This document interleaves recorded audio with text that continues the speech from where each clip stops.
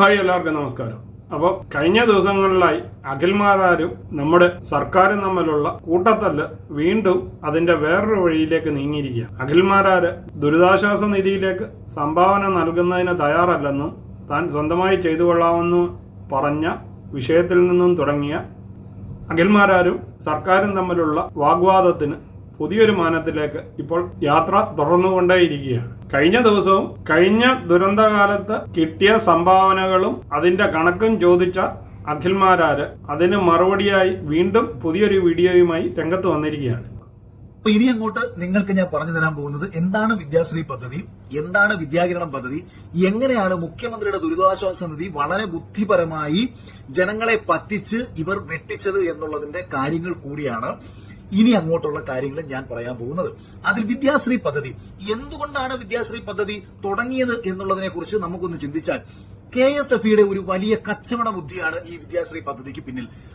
ഇപ്പോൾ ചോദിക്കുന്നത്, കഴിഞ്ഞ ദിവസം അഖിൽമാരാർ ഇട്ട വീഡിയോയിൽ വിദ്യാശ്രീ പദ്ധതിയും KSFEയുടെ അഴിമതിയും അതിന് സർക്കാർ കൊടുത്ത കാശും അത് എങ്ങനെ ചിലവഴിച്ചു എന്നതിനെക്കുറിച്ചുള്ള ചോദ്യവുമായിരുന്നു. അതിന് മറുപടിയായി സർക്കാരിന്റെ സൈഡിൽ നിന്നും വന്ന ഉത്തരവും ഇതോടൊപ്പം തന്നെ കഴിഞ്ഞ ദിവസം അഖിൽമാരാർ തന്നെ പ്രസിദ്ധീകരിച്ചിട്ടുണ്ടായിരുന്നു. അതിന് സർക്കാരിന്റെ ന്യായീകരണത്തിനെയും സർക്കാരിന്റെ ഉത്തരത്തിനെയും വീണ്ടും വെട്ടിലാക്കിക്കൊണ്ട് അഖിൽമാരാര് വീണ്ടും തന്റെ അടുത്ത വീഡിയോയുമായി രംഗത്ത് വന്നിട്ടുണ്ട്. അപ്പോൾ ഈ വീഡിയോ നമുക്കൊന്ന് കണ്ടു നോക്കാം. അതായത് കോവിഡ് സമയത്ത് കുട്ടികൾക്ക് പഠന ഉപകരണങ്ങൾ ലഭ്യമാകണം, ഡിജിറ്റൽ പഠന ഉപകരണങ്ങൾ ലഭ്യമാകണം. ഞാനുമൊക്കെ അക്കാലത്ത് മൊബൈൽ ഫോണുകൾ വാങ്ങി നൽകിയിട്ടുള്ള ഒരാൾ കൂടിയാണ്.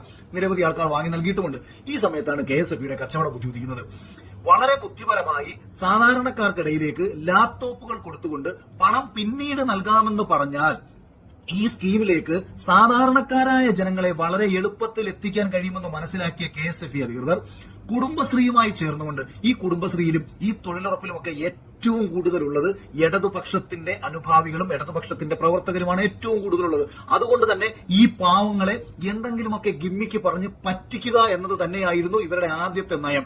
അതായത് 5,11,498 അപേക്ഷകളാണ് വിദ്യാശ്രീ എന്ന് പറയുന്ന പദ്ധതി KSFE കുടുംബശ്രീയുമായി ചേർന്ന് പ്രഖ്യാപിച്ചപ്പോൾ ഇവർക്ക് ലഭിച്ചത് എന്നാലോചിക്കണം.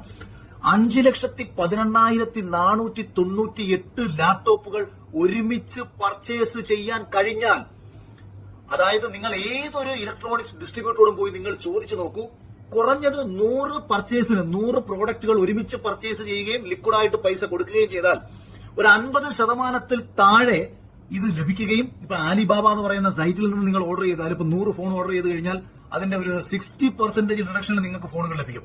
അപ്പൊ KSFEയുടെ ബുദ്ധി ആലോചിക്കണം. ഇത്രയും അപേക്ഷ വരുന്നു എന്ന് കണ്ട ഘട്ടത്തിൽ ഇത്രയും ലാപ്ടോപ്പുകൾ മേടിച്ചു കൊടുത്താൽ ഒരു ലാപ്ടോപ്പിന്റെ പുറത്ത് 10,000 രൂപയുടെ ഒരു ലാഭം KSFEയിലേക്ക് വളരെ എളുപ്പത്തിൽ എത്തിക്കാൻ കഴിയും. പക്ഷെ മാസം പൈസ അടച്ച് ഇവർ തീർത്തോളും, പതുക്കെ അത് കിട്ടത്തുള്ളൂ. പക്ഷേ മിനിമം 10,000 രൂപയുടെ ഒരു ലാഭം ഒരു ലാപ്ടോപ്പിൽ ഇവർക്ക് പറ്റും. കാരണം 20,000 രൂപ വില വരുന്ന ഒരു ലാപ്ടോപ്പ് പുല്ല് പോലെ 10,000 രൂപയ്ക്ക് കൊടുക്കാൻ കമ്പനികൾ തയ്യാറാവും. അപ്പോൾ ചുരുക്കത്തിൽ 5 ലക്ഷം × 10,000 എന്ന് പറഞ്ഞാൽ എന്താണ് വിദ്യാശ്രീ പദ്ധതി എന്നും എന്താണ് വിദ്യാകിരൺ പദ്ധതി എന്നും അറിയില്ലെങ്കിൽ അതിനെപ്പറ്റിയാണ് അഖിൽമാരാര് ഇപ്പോൾ പറയുന്നത്. താൻ ഇത് വ്യക്തമായി പഠിച്ചിട്ടാണ് പറയുന്നതെന്നും ഇത് അറിയില്ല എന്ന രീതിയിൽ കഴിഞ്ഞ ദിവസം തന്റെ പോസ്റ്റിന് താഴെ വന്ന കമന്റിനെ കുറിച്ചും അഖിൽമാരാര് ഇതിൽ പറയുന്നുണ്ട്. അപ്പോൾ ബാക്കിയും കൂടെ നമുക്കൊന്ന് കണ്ടു നോക്കാം. ഒരു തന്ത്രമായിരുന്നു, പക്ഷെ ഇത് പാളിപ്പോയി. കാരണം ഇത്രയും ലാപ്ടോപ്പുകൾ കൊടുക്കത്തക്ക രീതിയിൽ ഒരു കമ്പനികളും അന്ന് അത്രയും മാനുഫാക്ചേഴ്സ് ഇല്ലായിരുന്നു. അങ്ങനെ ഈ പദ്ധതി പതിയെ നീണ്ടുപോയി. കാര്യം സമയത്ത് ലാപ്ടോപ്പുകൾ കൊടുക്കാൻ കഴിയാതെ പദ്ധതി നീണ്ടുപോയി. അവസാനം സ്കൂൾ തുറന്ന സമയത്തോടു കൂടി പലർക്കും ലാപ്ടോപ്പുകൾ കൊടുക്കുകയും അതിൽ കൊക്കോണിക്സ് എന്ന് പറയുന്ന കമ്പനിയുടെ തട്ടിക്കൂട്ട് ലാപ്ടോപ്പുകളൊക്കെ തന്നെ എടുത്ത് ഒരാഴ്ച കഴിഞ്ഞപ്പോൾ തന്നെ നശിച്ചപ്പോഴത്തേക്കും കൊടുത്ത ലാപ്ടോപ്പുകൾ കംപ്ലൈന്റ് ആയി എന്ന് പറഞ്ഞുകൊണ്ട് നിരവധി കുട്ടികൾ രംഗത്തെത്തിയതോടുകൂടി ഇതിന്റെ ആവശ്യക്കാർ കുറഞ്ഞു. 5 ലക്ഷം പേർ അപേക്ഷിച്ചതിൽ വെറും 10,000-ൽ താഴെ ആൾക്കാർ മാത്രമേ ഈ ലാപ്ടോപ്പ് വാങ്ങിയിട്ടുണ്ടായിരുന്നുള്ളൂ. കാശ് കൊടുത്ത് പിന്നീട് കാശ് തിരിച്ചടവിൽ വെറും 10,000 പേർ മാത്രമേ വാങ്ങിയിരുന്നുള്ളൂ എന്ന ഒരു യാഥാർത്ഥ്യം ആദ്യമേ പറയുന്നു. അങ്ങനെ ഗവൺമെന്റിന്റെ പരാജയപ്പെട്ട ഒരു പദ്ധതിയായിട്ട് വിദ്യാശ്രീ പദ്ധതി മാറി. പക്ഷെ ഇവിടെ സംഭവിച്ചൊരു പ്രശ്നം, ഓർഡർ ചെയ്ത 55,000-ലധികം ലാപ്ടോപ്പുകൾ KSFEയുടെ ഹെഡ് ഓഫീസിൽ വന്ന് ദമ്പായി. ഇത് പലതും നശിച്ചു. 4,078ഓളം ലാപ്ടോപ്പുകൾ പൂർണ്ണമായും നശിച്ചു എന്ന് KSFEയുടെ MD തന്നെ റിപ്പോർട്ട് കൊടുത്തു. അപ്പോൾ ഇത് ഗവൺമെന്റിന്റെ ഇതര സ്ഥാപനങ്ങളിലേക്ക് ഈ ലാപ്ടോപ്പുകൾ കൊടുക്കത്തക്ക രീതിയിൽ ഇവർ പല രീതിയിൽ പ്ലാൻ ചെയ്തിരിക്കുന്ന സമയത്താണ് അടുത്ത പദ്ധതിയും കൊണ്ട് ഇവർ വരുന്നത്.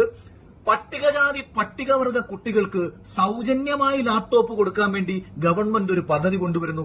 സത്യത്തിൽ പട്ടികജാതി പട്ടികവർഗ കുട്ടികളെ സഹായിക്കാൻ വേണ്ടിയാണോ? അല്ല. ഈ നശിച്ചു കിടക്കുന്ന ലാപ്ടോപ്പുകൾ KSFEക്ക് ഒരു അധിക ബാധ്യതയായിരുന്ന സമയത്ത് KSFEയെ രക്ഷിക്കാൻ വേണ്ടിയിട്ട് പാവപ്പെട്ട കുട്ടികൾക്ക് നശിച്ച് നാറാണക്കല്ലടിച്ച് കിടക്കുന്ന ഈ ലാപ്ടോപ്പുകൾ കൊടുത്തുകൊണ്ട് ഒരേ സമയം തന്നെ ദുരിതാശ്വാസ നിധിയിലേക്ക് ജനങ്ങൾ അറിഞ്ഞ് കൈയഴിച്ച് സഹായിച്ച തുക ഒരു കാരണവശാലും ഇത്തരം ഒരു കാര്യങ്ങൾക്ക് ഉപയോഗിക്കാൻ പറ്റില്ല എന്നിരിക്കെ കോവിഡിന് ശേഷം, അതായത് സ്കൂളുകൾ തുറന്നതിന് ശേഷമാണ് ഈ പദ്ധതിയുടെ ഗുണഭോക്താക്കളായിട്ട് SC ST വിഭാഗത്തിലുള്ള കുട്ടികൾക്ക് ഈ ലാപ്ടോപ്പുകൾ വിതരണം ചെയ്യുന്നത്. അപ്പോൾ അഖിൽമാരാർ പറയുന്നത് ദുരിതാശ്വാസ നിധി വഴിവിട്ട് സർക്കാർ ചിലവഴിച്ചു എന്നതിന് തനിക്ക് ഇപ്പോഴും ഉറപ്പുണ്ടെന്നും അതിന്റെ പ്രൂഫാണ് താൻ വെക്കുന്നതെന്നുമാണ് പറയുന്നത്. കാരണം കെട്ടിക്കിടന്ന കുറെ ലാപ്ടോപ്പുകൾ വിറ്റഴിക്കാൻ വേണ്ടി KSFEയുടെ ഉഡായിപ്പും അതിന് സപ്പോർട്ട് ചെയ്ത് ദുരിതാശ്വാസ നിധി സർക്കാർ വഴിവിട്ട് ചിലവഴിച്ചു എന്നുമാണ് അഖിൽമാരാർ ഇതിൽ പറയുന്നത്. അപ്പോൾ പ്രതിപക്ഷവും ഇത് ഏറ്റെടുത്തിട്ടില്ലെന്നും അഖിൽമാരാർ ഇതിനകത്ത് കുത്തി പറയുന്നുണ്ട്. അപ്പോൾ ഈ വീഡിയോ ബാക്കി ഭാഗം കൂടി നമുക്കൊന്ന് കണ്ട ശേഷം ഇതിനെപ്പറ്റി നിങ്ങളുടെ അഭിപ്രായം താഴെ രേഖപ്പെടുത്തുക. ഇതിൽ എനിക്കൊരു സംശയം കൂടിയുണ്ട്. ഞാൻ കൈറ്റിന്റെ ചെയർമാനെ പല പ്രാവശ്യം വിളിച്ചിട്ടുണ്ടായിരുന്നു. കാരണം എനിക്ക് ഇതിനകത്തൊരു സംശയം കിടക്കുന്നത് ഇത് സ്കൂളുകൾക്ക് ലൈബ്രറി സ്കീമായിട്ട് കൊടുത്തു എന്നും പറയുന്നുണ്ട്. കാര്യം സൈറ്റുകളിൽ അങ്ങനെ കിടക്കുന്നുണ്ട്. ഇത് ഇദ്ദേഹം തന്നെ, അതായത് കൈറ്റിന്റെ ചെയർമാൻ ഇന്നലത്തെ ദിവസം അദ്ദേഹം ഫേസ്ബുക്കിൽ ഒരു പോസ്റ്റ് ഇട്ടിട്ടുണ്ടായിരുന്നു. ആ പോസ്റ്റിൽ പറഞ്ഞേക്കുന്ന കാര്യങ്ങൾ പ്രകാരം ഈ ലാപ്ടോപ്പുകൾ നൽകിയത് സ്കൂളുകൾക്കാണ് എന്നുള്ള രീതിയിലാണ്. എന്നാൽ പിണറായി വിജയൻ മുഖ്യമന്ത്രി പറഞ്ഞത് കുട്ടികൾക്ക് കൊടുത്തു എന്നുള്ള കാര്യത്തിലാണ്. അപ്പൊ അങ്ങനെ കുട്ടികൾക്ക് ലഭിച്ചിട്ടുണ്ടോ? അങ്ങനെ ലഭിച്ച ലാപ്ടോപ്പുകൾ കാരണം ഈ കാശ് കൊടുത്ത് മേടിച്ച ലാപ്ടോപ്പ് കംപ്ലൈന്റ് ആയി എന്ന് പറഞ്ഞിട്ട് വിദ്യാശ്രീ പദ്ധതിയിൽ കുട്ടികൾ പരാതിപ്പെട്ട സമയത്ത് അതിന് പോലും പരിഹാരം കൊടുക്കാത്തവർ, ദാനം കൊടുത്ത ഒരു സാധനം, ദാനം കൊടുത്ത പശുവിന്റെ പല്ല് ചോദിക്കാൻ പാടുണ്ടോ? നിനക്ക് ഫ്രീ ആയിട്ട് കിട്ടിയ ലാപ്ടോപ്പ് അല്ലേ മോനെ, വർക്ക് ചെയ്തെങ്കിൽ വർക്ക് ചെയ്യട്ടെ. കാര്യം പണ്ട് കാലത്ത് റേഷൻ കടയിൽ നിന്ന് നമുക്ക് അരി കിട്ടുമല്ലോ. പൊഴുത്തു നാറിയ അരി നമ്മളാരും പോയിട്ട് പരാതിപ്പെടാനൊന്നും നിൽക്കില്ലായിരുന്നു. കാരണം എന്താ, വെറുതെ കിട്ടുന്നതല്ലേ എന്നുള്ള ഒരു ചിന്ത. അതുകൊണ്ട് ഈ വെറുതെ കിട്ടിയ നശിച്ചു കിടക്കുന്ന ലാപ്ടോപ്പുകൾ പല കുട്ടികൾക്കും കിട്ടിയിട്ടുണ്ടെങ്കിൽ പോലും ഉപയോഗശൂന്യമായിരുന്നു. കുട്ടികളുടെ പേരും പറഞ്ഞ്, പാവങ്ങളുടെ പേരും പറഞ്ഞ് ദുരിതാശ്വാസ നിധിയെ മറ്റു രീതിയിൽ വഴിവിട്ട രീതിയിൽ ചെലവഴിച്ചു എന്നതിന്റെ വളരെ വ്യക്തമായ തെളിഞ്ഞ ഉദാഹരണമാണ് KSFEയിൽ കെട്ടിക്കിടന്ന ഈ ലാപ്ടോപ്പുകൾ 81.43 കോടി രൂപ കൊടുത്ത് പർച്ചേസ് ചെയ്തത്. അപ്പോൾ അഖിൽമാരാരാണോ സർക്കാരാണോ ശരിയെന്നത് നമുക്ക് തിട്ടമില്ലെങ്കിലും ഒരു കാര്യം ഉറപ്പാണ്, അഖിൽമാരാരുടെ ഈ പ്രസ്താവനകൾ സർക്കാരിനെ ഒരളവ് വരെ വെട്ടിലാക്കിയിട്ടുണ്ട് എന്ന് വേണം പറയാൻ. കാരണം കഴിഞ്ഞ ദിവസങ്ങളിൽ മാധ്യമങ്ങളും ഇതൊക്കെ ഏറ്റെടുത്ത് തുടങ്ങിയിട്ടുണ്ട്. എന്തടിസ്ഥാനത്തിലാണ് മുഖ്യമന്ത്രിയുടെ ദുരിതാശ്വാസ നിധി എടുത്തു വെച്ചിട്ട് KSFEക്കാർ കാണിച്ച ഒരു അഴിമതി? അതായത് നിങ്ങൾ ആലോചിക്കണം, 18,000 രൂപയ്ക്കാണ് ഒരു ലാപ്ടോപ്പ് പർച്ചേസ് ചെയ്തത്. 2 GB റാമും 4 GB റാമും 128 GB റോം മെമ്മറിയുമുള്ള ഒരു ലാപ്ടോപ്പ്, കോർ പ്രോസസറുള്ള ഒരു ലാപ്ടോപ്പ് ഇന്ന് വിപണിയിൽ ലഭ്യമാകുന്ന വില നിങ്ങൾ ആലോചിക്കണം. അതായത് ഞാൻ തന്നെ രാവിലെ ആമസോണിലും ഫ്ലിപ്കാർട്ടിലും ഒക്കെ കയറി നോക്കിയപ്പോഴത്തേക്ക് 19,000-നും 20,000-നും ഒക്കെ തന്നെ 8 GB റാമും 256 GB മെമ്മറിയുമുള്ള ലാപ്ടോപ്പുകൾ ആമസോണിൽ നിന്ന് ലഭ്യമാകുമെന്നിരിക്കെ 55,000 ലാപ്ടോപ്പുകൾ ഒരുമിച്ച് പർച്ചേസ് ചെയ്ത KSFEക്ക് ഇത് 10,000 രൂപയ്ക്കെങ്കിലും ലഭിക്കണം. 10,000 രൂപയ്ക്കെങ്കിലും ഇവർക്ക് ലഭിക്കണം. അഖിൽമാരാരുടെ സർക്കാരിനെതിരെയുള്ള ഈ വാദങ്ങളുടെ ബാക്കി ഭാഗം അടുത്ത വീഡിയോയിൽ കാണാം.